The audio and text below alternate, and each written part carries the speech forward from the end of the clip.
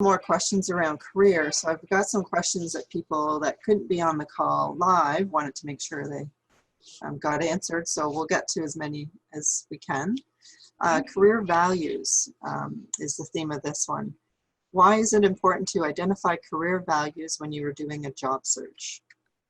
Yeah, I often definitely in the boot camp, we're going to talk a lot about career values, but even in my one-on-one coaching, I like to start with career values, especially for people that are stuck, but even if they're not, because what I find is for a lot of people, values change over time. And so, they don't change day to day, but over the course of several years, et cetera, what was important to you when you were 20 is very different than what's important to you when you're 30 or 40 or 50, 60, et cetera. And so they're ever evolving.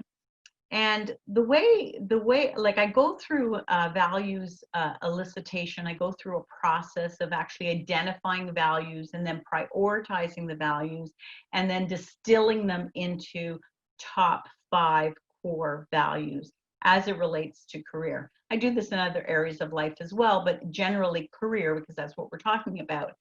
And I'll show you how that plays out. I did an exercise with someone who was doing a job search. Actually, she wasn't doing a job search per se, but she was in the process of considering a job within her own organization. They had approached her, as well as at the same time, she was considering a job that came about through a headhunter, a recruitment firm. And so she was weighing the pros and cons of the 2 jobs. And typically that's what people do. They look at the pros of this and they look at the cons of, the pros and cons of each of those. And they try to kind of figure out which one has more pros or cons. But the reality is you should start with your values. What's really important to you, and then use it as a checklist for which of these jobs meets the criteria of your core values. And I say core because you might have some things that are important, but they're not as important as others. So like, for example, if flexibility is the most important value that you have in a career, then working in a 9-to-5 environment just might not work for you. And so therefore, we took that approach in her case. We looked at both of the jobs from the lens of the career values, and then it became very clear which job she should take. She took the job, which actually meant she left the organization that she was with, but that organization she moved to, she's still with today. So it proved to be the right strategy for her. And it really was looking at it from a values perspective as opposed to how you typically would assess a job. Mm-hmm.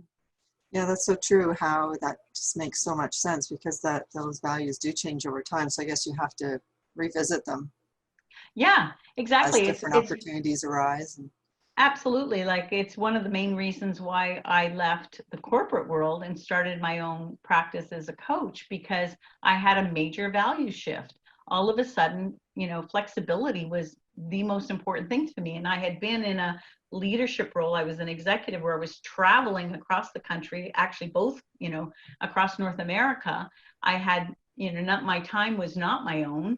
And I was really conflicted by this juggling act of trying to, juggle my family priorities as well as the career priorities. And it wasn't working for me anymore. Whereas in my 20s and 30s, it was working for me.